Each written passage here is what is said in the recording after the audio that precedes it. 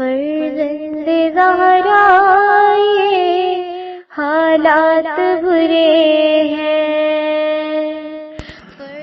کاشانۂ بصیرت ایک ایسا مکمل یوٹیوب چینل جس پر محروم بصارت کے لیے بالخصوص اور تمام افراد کے لیے بالعموم سینکڑوں کی تعداد میں اسلامی کتب دستیاب ہیں۔ لہذا گزارش ہے کہ آپ اپنی ذمہ داری نبھاتے ہوئے کاشانۂ بصیرت کو سبسکرائب کرنے کے ساتھ ساتھ بیل آئیکن کو پریس کیجیے تاکہ آپ علم کے حصول کے ساتھ ساتھ مذہب اہل بیت کی اشاعت میں بھی اہم کردار ادا کرتے رہیں۔ کاشانۂ بصیرت، کاشانۂ بصیرت، کاشانۂ بصیرت۔ فرزند زہرا یہ حالات برے ہیں۔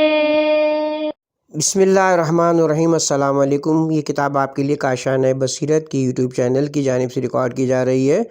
نام کتاب علی کی بیٹی، تالیف ڈاکٹر علی قائمی صاحب۔ اب ہم کتاب کا پارٹ نمبر 5 پڑھیں گے۔ باب نمبر 1، صفحہ نمبر 61۔ ثانیہ زہرا سلام اللہ علیہا کے القاب۔ جناب زینب عالیہ کی حیات اقدس کا کچھ زمانہ گزرنے اور آپ کی عظیم صفات کے ظاہر ہونے کے بعد آپ کے متعدد القاب کی تعین کی نوبت آئی اور آپ کی مخصوص صفات کے اعتبار سے لوگ آپ کو مسموم کرنے لگے۔ ہم ان تمام مباحث کو جمع کرنے اور آپ کی جملہ صفات و القاب کا ذکر کرنے کی قوت نہیں رکھتے، تاہم بعض کتب تاریخ و سیر میں جن بعض موارد کا ذکر فرمایا گیا ہم وہ پیش کیے دیتے ہیں۔ آپ کو عظیم و خردمند خاتون کے طور پر عقیلہ کا نام دیا گیا ہے۔ الفت کی کتب میں لکھا ہے، یعنی تیز فہم، تیز ادراک و خردمند خاتون، یعنی پرشوکت و پرجلال بی بی، یعنی خردمند مخدومہ، یعنی عقیلہ خاندان ابو طالب۔ کتاب کا نام ہے زینب اخت الحسین، صفحہ نمبر 13۔ محدثہ، چونکہ آپ احادیث پیغمبر کی راوی ہیں اس لیے آپ کا اسم گرامی مورد الہام اور اللہ تعالیٰ کی طرف سے عطا ہوا، اور یہ وہ بخشش ہے جو اللہ تعالیٰ اپنے پاک و نیک بندوں پر رحمت فرماتا ہے۔ بطل کربلا، یعنی کربلا کی شجاع خاتون۔ اہل تقا، یعنی جو اہل تقوی اور شب و روز مصروف عبادت ہوں۔ آپ کے لیے سب سے بڑا لقب فرمودات حضرت امام زین العابدین علیہ السلام ہے۔ آپ نے فرمایا، الحمدللہ آپ وہ عالمہ ہیں جس نے کسی انسان سے سبق نہیں لیا اور ایسی بافہم خاتون ہے کہ کسی بشر عامہ نے آپ کو عقل و فہم تعلیم نہیں کی۔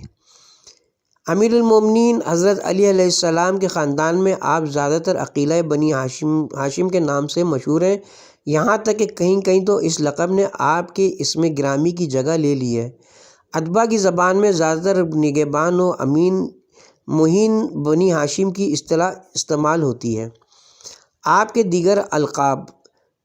کتاب فاطمۃ الزہرا کے مصنف نے اپنی مختصر لیکن جامع تحقیق کے دوران اولاد جناب سیدہ طاہرہ سلام اللہ علیہا کے حالات رقم کرتے ہوئے سیدہ زینب کا تذکرہ کیا ہے۔ اپنی تحقیق کے سلسلے میں انہوں نے بعض اسناد کے حوالے سے ثانیہ زہرا کے القاب کی ایک فہرست تحریر فرمائی ہے، جس کا ترجمہ ہم یہاں ہدیہ قائرین کرتے ہیں۔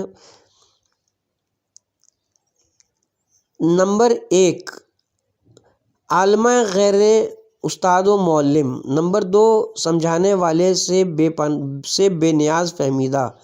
نمبر 3، مصائب بزرگ کی آماجگاہ۔ نمبر 4، سیدہ فاطمہ زہرا کی جانشین۔ نمبر 5، جانشین امام حسین علیہ السلام۔ نمبر 6، خواتین کی سردار۔ نمبر 7، دنیا اسلام خواتین کی خاتون خردمند۔ نمبر 8، خامس آل با امام حسین علیہ السلام کی ہمت۔ نمبر 9، شہداء کی شریک شہادت۔ نمبر 10، سید الساجدین علیہ السلام کی سرپرست۔ نمبر 11، آستانہ عظمت کی ناموس۔ نمبر 12، صنف خواتین کی سردار۔ نمبر 13 اپنے پدر بزرگوار کی رازداں۔ نمبر 14 فصاحت و بلاغت کی پیداوار۔ نمبر 15 خلاصہ ولایت۔ نمبر 16 امام حسن علیہ السلام کی خواہر عزیز۔ نمبر 17 حریم رسالت کی مخدومہ۔ نمبر 18 دامان ولایت کی پروردہ۔ نمبر 19 بلاغت پر عبور رکھنے والی خاتون۔ نمبر 20 فصاحت کی مالک خاتون۔ نمبر 21 خاتون کاملہ۔ نمبر 22 خاندان علی کی عابدہ۔ نمبر 23 صدیقہ صغریٰ ثانیہ زہرا۔ نمبر 24 موروث و وثوق و اعتماد بی بی۔ نمبر 25 خاندان ابو طالب کی عاقلہ۔ نمبر 26 ملکہ فضل و فضیلت۔ نمبر 27 خاندان وحی کی عقیلہ۔ نمبر 28 شوکت و جلال کی در درخشاں صفحہ نمبر 20۔ نمبر 29 آسمان نجات و شرافت کا ستارہ۔ نمبر 30 معصومہ صغریٰ۔ نمبر 31 مصائب کی ہمدم۔ نمبر 32 رسول خدا صلی اللہ علیہ وسلم کی محبوب۔ نمبر 33 علی مرتضیٰ علیہ السلام کی نور چشم۔ نمبر 34 نگہبان مخدومہ صبر۔ نمبر 35 خاندان نبوت کی خاتون اعلیٰ۔ نمبر 36 حریم قدس کی نگہبان۔ نمبر 37 نیک و ابرار کی قبلہ نما۔ نمبر 38 پستان وحی کے دودھ سے پلی ہوئی بی بی۔ نمبر 39 گناہ گاروں کی پناہ گاہ۔ نمبر 40 علی و فاطمہ کی پارہ جگر۔ نمبر 41 خاندان فضیلت کی پرورش یافتہ۔ نمبر 42 کربلا کی ذمہ دار ہستی۔ نمبر 43 رایت بزرگ کی مالکہ۔ نمبر 44 قریش کی عقیلہ۔ نمبر 45 گریہ کرنے والی اشک ریز بی بی۔ نمبر 46 خلاصہ فاطمۃ الزہرا۔ نمبر 47 اللہ تعالیٰ کی امانت دار۔ نمبر 48 آیات خدا میں سے ایک آیت۔ نمبر 49 بے مثل مظلومہ۔ نمبر 50 عارف و رمز شناس بی بی۔ کتاب فاطمۃ الزہرا صفحہ نمبر 636 پہ یہ نام درج ہیں۔ اسناد مزید۔ بعض اسناد میں آپ کو معین الولایہ بھی کہا گیا ہے، اس لیے آپ یاور مقام ولایت تھے، جس کی تفصیل یہ ہے۔ دور امیر المومنین علیہ السلام میں اپنی شوہرداری خانہ داری کی پرورش اولاد کے باوجود اپنے والد بزرگوار کے ذاتی امور کی آپ ہی منتظم تھیں۔ آپ اپنے امام بھائیوں کے زمانے میں آپ ہر شخص سے زیادہ اپنے بھائیوں کی ولایت کی محرم راز اور ان کے ہمراہ رہتی ہیں۔ امام حسین علیہ السلام کے واقعے کے دوران نہ صرف یہ کہ آپ امام کی مددگار اور شریک جنگ بلکہ شریک مصائب و عاشورہ تھیں۔ شہادت امام حسین علیہ السلام کے بعد امام زین العابدین علیہ السلام کی مددگار، خطرات موت میں آپ کی محافظ اور بیماری میں آپ کی مونس و کفیل و مشاورت دہندہ آپ کی رازدار تھیں۔ بعض اسناد میں آپ کو اس لیے عقیلہ کہا گیا کہ عظیم القدر حضرات کے درمیان اور اپنے خاندان پرعظمت میں آپ محبوب ترین اور عقلمند ترین مخدومہ تھیں۔ آپ بیک وقت خاتون سرپرست، کربلا کی شیر دل محدثہ اور دیگر ایسے ہی اسماء گرامی کی مالک ہیں جن کی تفصیل کو ہم مختصر کر رہے ہیں۔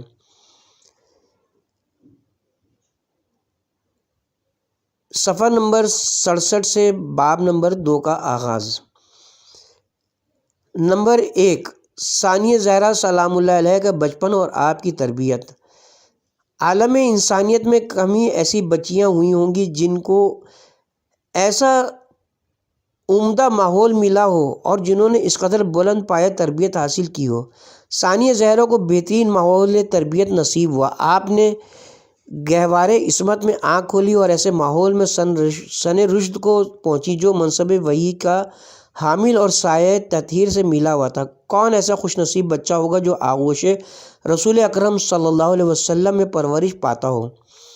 سیدہ فاطمہ زہرا سلام اللہ علیہ جیسی عظیم مادر گرامی سے مادی و معنوی خوراک حاصل کرنا ہو، جو اپنے سر پر جناب علی مرتضیٰ علیہ السلام جیسے پدر عالی قدر کا سایہ رکھتا ہو، اور بچپن میں جناب حسن اور جناب حسین علیہ السلام جیسے دو معصوم بھائیوں کے ساتھ کھیلا ہو جو جوانان جنت کے دو سردار ہیں۔ کیا ایسی فضا اور ماحول میں خیر و سعادت کے علاوہ اور بھی کچھ ہو سکتا ہے؟ کیا ایسے گھرانے میں یہ توقع ممکن ہے کہ جناب زینب عالیہ کے علاوہ کسی اور فطرت و مزاج کی خاتون پیدا ہو جو اپنے مقام پر خواتین عالم کے لیے باعث افتخار بن جائے؟ آغوش پاک کے مادر گرامی سیدہ فاطمہ زہرا سلام اللہ علیہ کی پارے جگر آپ کے سائے عاطفیت میں پرورش پا کر سن رشد کو پہنچیں۔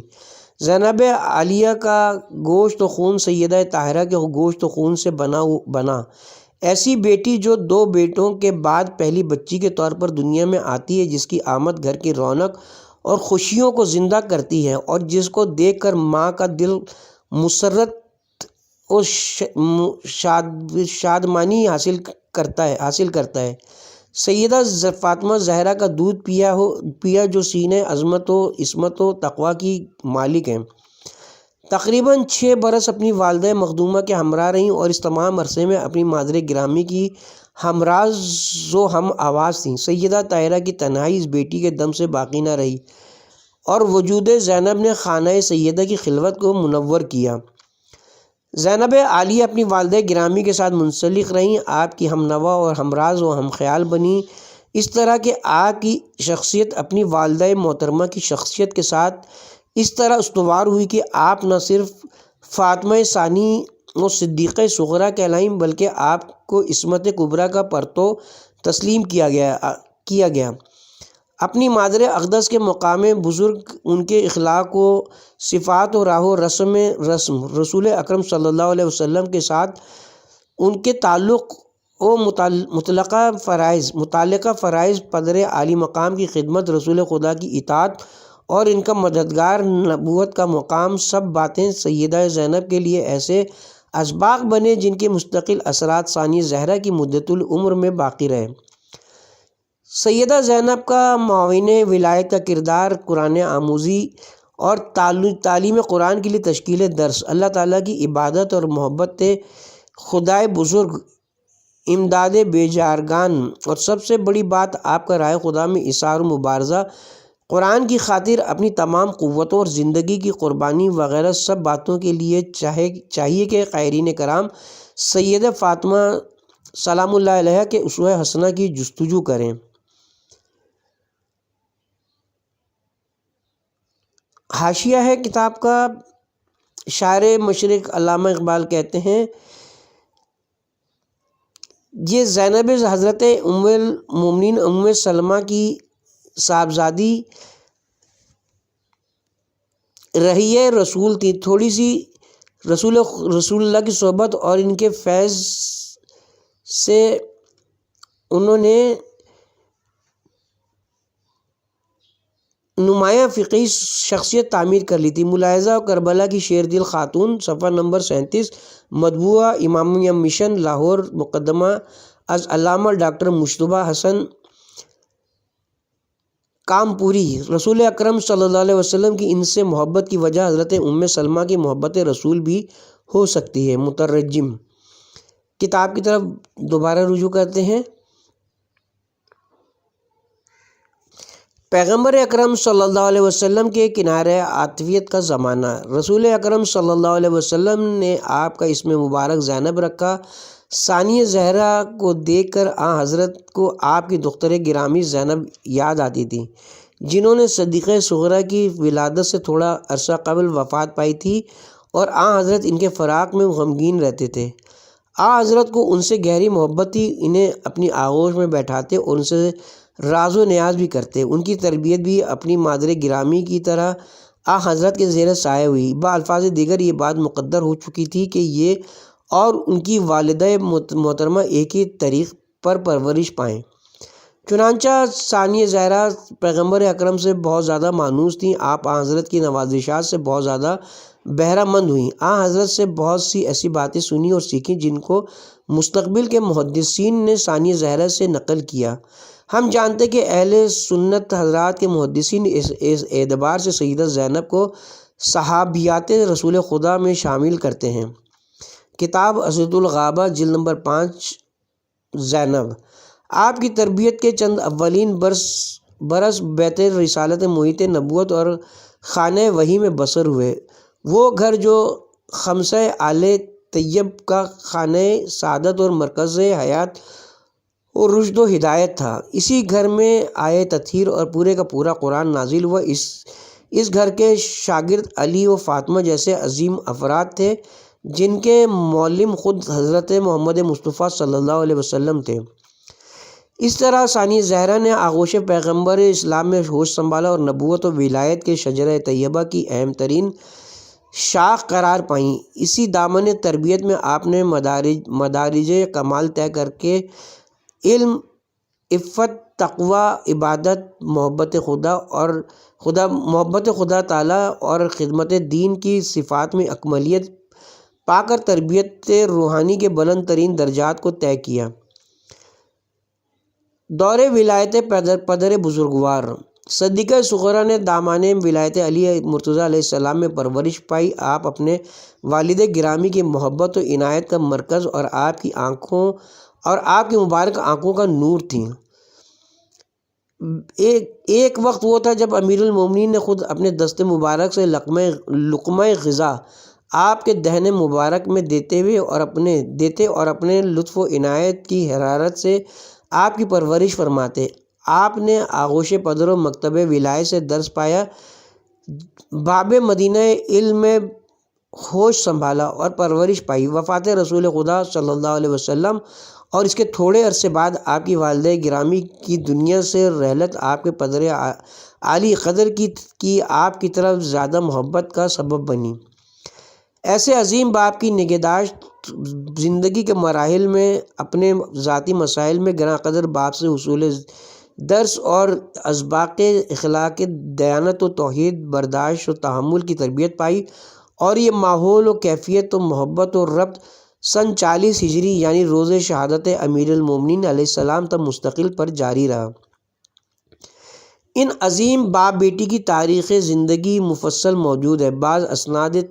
بعض اسناد تاریخ نشاندہی کرتی ہیں کہ بعض اوقات باپ اور بیٹی کے درمیان راز و نیاز کی رد و بدل بھی ہوا کرتی تھی، جن کی طرف ہم بطور نمونہ اشارہ کرتے ہیں۔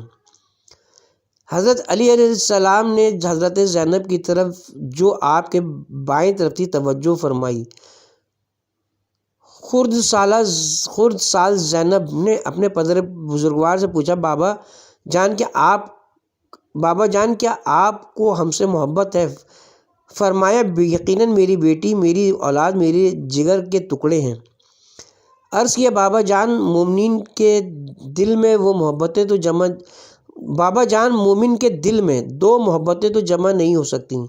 یہ دو محبتیں اللہ کی محبت اور اولاد کی محبت ہیں، اور اگر یہ محبت ناگزیر ہو تو پھر چاہیے کہ ہماری طرف سے نظر مہر و محبت اللہ تعالیٰ کی جانب مخصوص ہو۔ اپنی عزیز بیٹی کی اس تیز فہمی کے باعث حضرت علی علیہ السلام کی محبت آپ سے اور زیادہ ہوتی تھی۔ کتاب الحدیث جلد نمبر 1 صفحہ نمبر 74۔ برادران عظیم کی ہمراہی صدیقہ صغرا کا تعلق اس گھرانے سے جہاں آپ نے ایسے دو بھائیوں کے ساتھ بچپن گزارا، اور دو ایسے بھائی آپ کے ہم تربیت رہے جو دونوں حامل مقام عصمت ہیں، دونوں اس امامت کے امام ہیں، خواہ کھڑے ہوں یا بیٹھے ہوں۔ دونوں ان 5 ہستیوں میں شامل ہیں جن کو اصحاب قصہ کہا جاتا ہے۔ یہ بہن بھائی مدینے میں مقام رشد کو پہنچے، وہیں پرورش پائی اور اس گھر میں رہتے تھے جو مرکز وحی الہی تھا۔ رسول اکرم صلی اللہ علیہ وسلم کی ان پر تربیت روحانی کی خاطر خاص نظر عنایت تھی، اور جتنی دیر تک اپنے پاک والدین کی نظروں کے ساتھ سامنے رہتے، ان کے دیدار سے عام ماں باپ کی آنکھیں روشن رہتی۔ زینب عالیہ بچپن ہی میں اپنے گھر میں بے حد خوش و خرم رہتی تھیں، جبکہ ابھی تک کسی رنج و غم کا سایہ ان پر نہیں پڑا تھا، اور یہی اس بی بی کا دور شادمانی تھا۔ یہی وہ دور تھا جس کے آخر میں وفات جناب رسالت مآب، حق والد بزرگوار کا نام ماننا، پھر وفات والدہ گرامی ایسے واقعات ہوئے جنہوں نے ثانیہ زہرا کے ظاہری دور انثبات اور شادمانی کو ان سے چھین لیا۔ نمبر 2، ثانیہ زہرا کے اپنے گھر کی تشکیل۔ جناب ثانیہ زہرا کا بچپن گزرا، مصائب و مشکلات زندگی یک بعد دیگر ہجوم کرنے لگے۔ اللہ تعالیٰ کی عنایت سے خرد سالی کے دوران پدر بزرگوار کے سائے عاطفیت، اپنی کیفیت مزاج اور نرم خوئی کی بدولت جو آپ کی فطرت کا حصہ تھی، آپ اس قابل ہوئی کہ ان تمام حادثات و واقعات ناخوشگوار کو برداشت کیا اور اس عظیم پیمان و پیغام پر نظر رکھی جو اللہ تعالیٰ کی طرف سے آپ کے لیے مقدر ہو چکا تھا۔ انتہا یہ کہ دنیا کا کون سا ذی شعور انسان ہے جو آپ کے کردار سے متاثر اور آپ کا مرہون منت نہ ہو۔ آخر آپ کے دور جوانی و شباب کا آغاز ہوا۔ آپ باغ فاطمہ زہرا کا ثمر تھی۔ موقع آیا کہ آپ کے خانوادے کی تشکیل کی نوبت آئے اور آپ رشتہ ازدواج میں منسلک ہوں۔ یہ ایسا مسئلہ کہ جس سے ہر انسان کو دوچار ہونا پڑتا ہے اور یہ ہر انسان کے فرائض حیات میں شامل ہے۔ ثانیہ زہرا سلام اللہ علیہ کی خواستگاری۔ جب جناب زینب عالیہ جوانی کی عمر کو پہنچی تو بہت سے اشراف اور روسیائے قبائل عرب نے آپ کے رشتے کی خواستگاری کی۔ ان میں سے بعض دولت مند مالدار تھے جو یہ زعم رکھتے تھے کہ اپنی دولت و ثروت کے بل پر سیدہ زینب سے اور ازدواج کا افتخار حاصل کر لیں گے۔ ایک روایت میں کہ اشعث بن قیس جو قبیلہ کندہ کے روسیا سے تھا اور حضرت ابو بکر کا بہنوئی تھا، اپنے مقام پر یہ غرور رکھتا تھا کہ حضرت ابو بکر کے ساتھ اس کے رشتے کے پیش نظر حضرت امیر المومنین علیہ السلام اس کو داماد کے طور پر قبول فرما لیں گے۔ وہ ایک روز حضرت علی علیہ السلام کے خانہ اشرف میں تھا کہ اس نے دور سے شہزادی کو گزرتے ہوئے دیکھا اور حضرت امیر المومنین علیہ السلام سے شہزادی کے لیے خواستگاری کی۔ حضرت نے نہ صرف یہ کہ اس کی درخواست کو مسترد فرمایا بلکہ اس کے اس غرور کی وجہ سے جو اس کی درخواست کا سبب بنا تھا اس کی سرزنش بھی فرمائی۔ کتاب عقد الفرید جلد نمبر 3 صفحہ نمبر 301۔ ثانیہ زہرا سلام اللہ علیہ کے خواستگاروں میں ایک حضرت عبداللہ ابن جعفر طیار بھی تھے جو امیر المومنین علیہ السلام کے خانہ اقدس میں آمد و رفت رکھتے تھے اور جن سے رسول اکرم صلی اللہ علیہ وسلم اور خود جناب علی مرتضیٰ علیہ السلام دلی محبت رکھتے تھے۔ عبداللہ ابن جعفر کے دل میں بھی زینب عالیہ سلام اللہ علیہ سے شادی کی حسرت پرورش پا رہی تھی، لیکن فطری شرم و حیا مانے تھی کہ براہ راست حضرت سے خواستگاری کرے۔ پس انہوں نے ایک قاصد کو تیار کر کے جناب امیر المومنین علیہ السلام میں درخواست پیش کی۔ حضرت نے اس بات کو پسند فرمایا اور ان کی درخواست قبول فرمائی۔ حضرت عبداللہ ابن جعفر، یہاں پہ حاشیہ ہے پہلے اس سے، امیر المومنین پیغمبر اسلام کی زبان مبارک سے وہ جملہ بھی سن چکے تھے جو حضرت نے علی و جعفر کی اولاد کی بابت فرمایا تھا، ہماری بیٹیاں ہمارے بیٹوں کے لیے اور ہمارے بیٹے ہماری بیٹیوں کے لیے۔ ظاہر ہے کہ خاندان کے بزرگ کی سب سے بڑی خواہش یہ ہوتی ہے کہ اس کے نواسے اور نواسیاں، پوتے اور پوتیاں آپس میں ازدواجی سلسلوں میں منسلک ہو جائیں تاکہ اس کی نسل کا پاکیزہ سلسلہ ٹوٹنے نہ پائے اور اس کے وجود کے ظاہری آثار مٹنے نہ پائیں۔ علی ابن ابی طالب علیہ السلام کو رسول خدا کا یہ جملہ کیوں کر بھول سکتا تھا؟ اس لیے کہ علی نے اپنی مقدس زندگی کے پاکیزہ مراحل کو تعلیمات نبوی سے پوری طرح ہم آہنگ کر لیا تھا۔ علی اس حقیقت سے بھی آگاہ تھے کہ پیغمبر اسلام نے ان جلیل القدر بھائی اور اسلام کے عظیم سپاہی حضرت جناب جعفر طیار شہید کی اولاد کے سلسلے میں اپنے اس حقیقت آمیز جملے میں کیا رہنمائی فرمائی ہے۔ کتاب زینب ہے، صفحہ نمبر 67-68، مولفہ میم صادق، ترجمہ آغا حسن رضا غدیری۔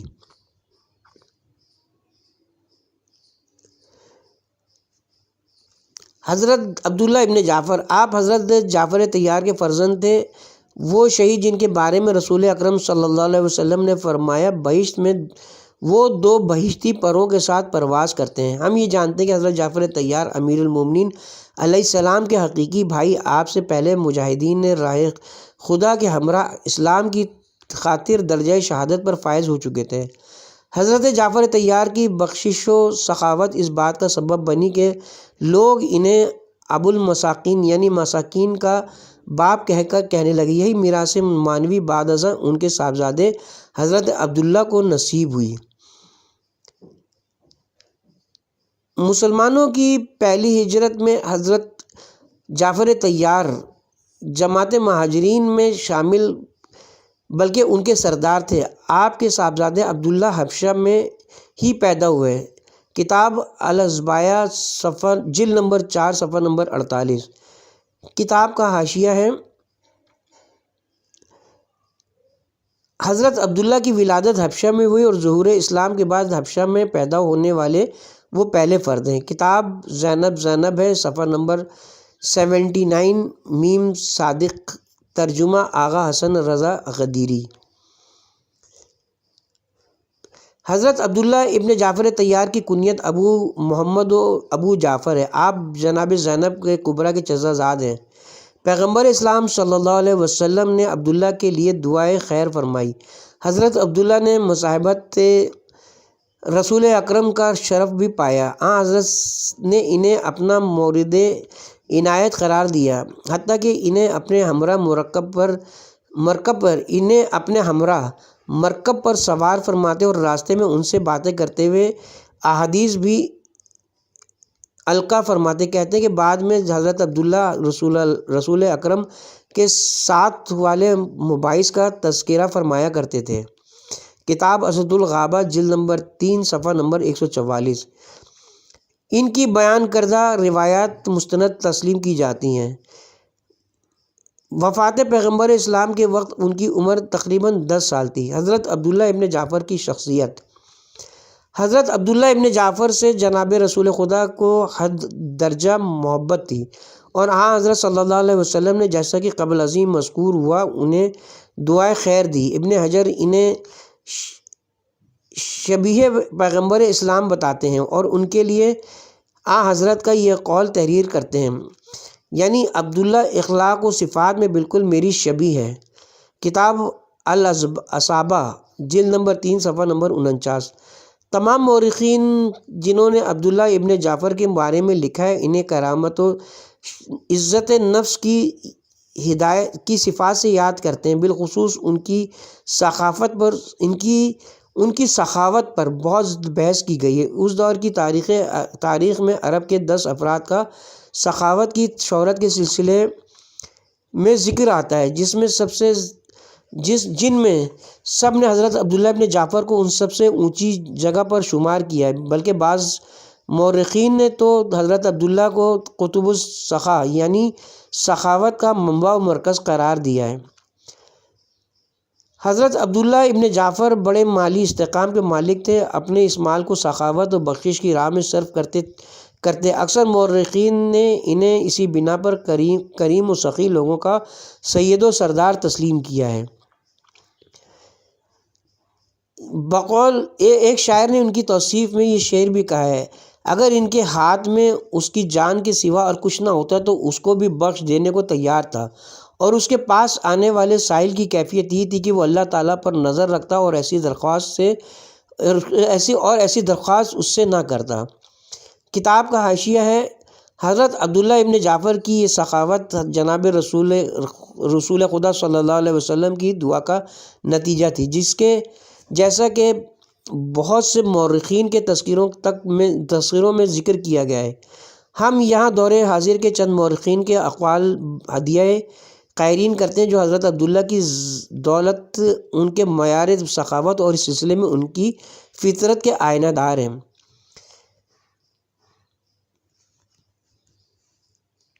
الف حضرت عبداللہ ابن جعفر مدینہ کے معتمد اکابرین میں سے تھے۔ آپ کا مال و دولت دراصل نتیجہ دعائے خیر سرکار دو عالم صلی اللہ علیہ وسلم تھا۔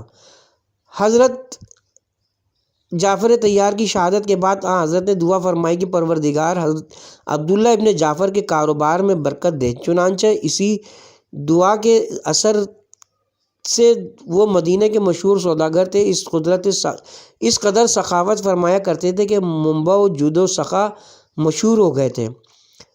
آپ کا در دولت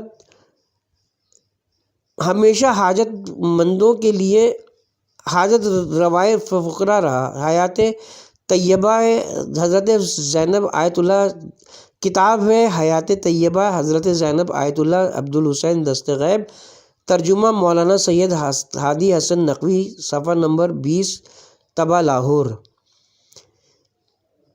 ان کی والدہ اسماء بنت امیس اور والد جعفر طیار دونوں مکہ سے ہجرت کر کے حبش چلے گئے تھے۔ حبش میں عبداللہ ابن جعفر پیدا ہوئے۔